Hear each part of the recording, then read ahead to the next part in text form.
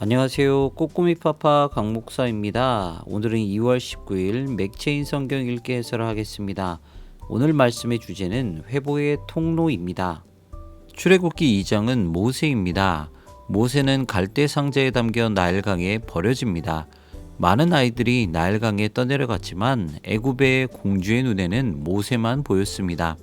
이스라엘을 멸망시키려고 한 애굽의 왕의 계획이 자신의 딸에 의해 좌절되는 순간이었죠.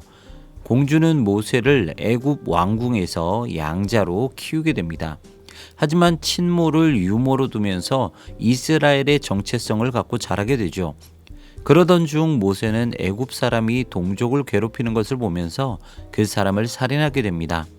결국 이 사실이 밝혀지고 모세는 미디안 광야로 도망칩니다. 그리고 그곳에서 십보라를 만나 가정을 이루게 되죠. 그 사이 애굽은 새로운 왕이 등장하고 이스라엘의 고통은 더 커졌습니다.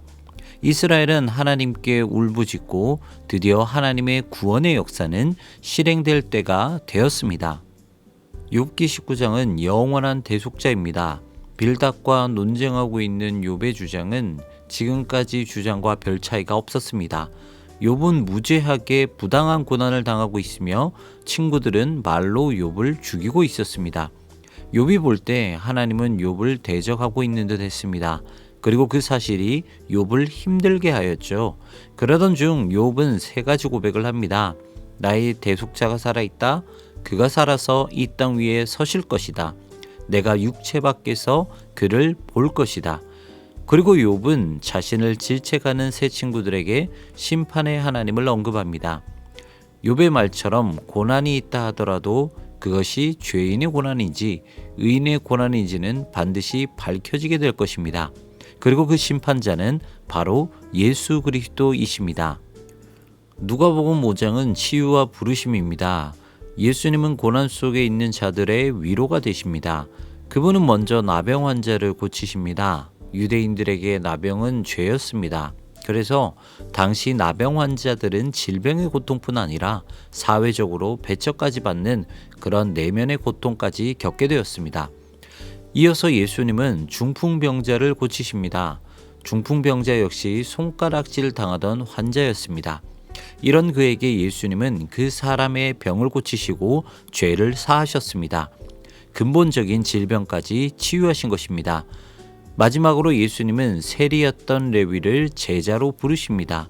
세리는 로마의 정부의 대표였기 때문에 동족에게는 질타의 대상이었습니다. 하지만 예수님은 그 레위마저도 제자로 품으셨습니다. 고린도전서 6장은 영광을 가리는 욕망입니다. 바울은 음행죄를 가볍게 여기는 자들에게 경고합니다. 그들은 배가 고프면 밥을 먹는 것처럼 성적인 욕망에 따라 창녀와 합하는 것은 죄가 아니라고 주장합니다. 우리의 몸은 성령의 전입니다. 몸과 영은 따로 존재하는 것이 아니라 하나라는 것입니다. 그래서 몸을 잘 관리하는 것도 하나님께 영광이 되는 것입니다. 정욕에 자기를 내어주는 것은 올바른 것이 아닙니다. 욕망은 가치 중립적이지 않습니다. 그래서 늘 우리의 몸이 하나님의 영광을 가리고 있지는 않은지 경계해야 하는 것입니다. 주님은 우리의 육신의 모습뿐 아니라 우리의 영혼까지 치유하시는 분이십니다. 오늘은 따뜻한 주님의 사랑을 느끼며 먼저 치유받은 자로서 다른 사람을 품고 사랑하고 위로하는 여러분 되시기를 소망합니다. 지금까지 꼬꼬미 파파 강 목사였습니다. 내일 다시 만나요.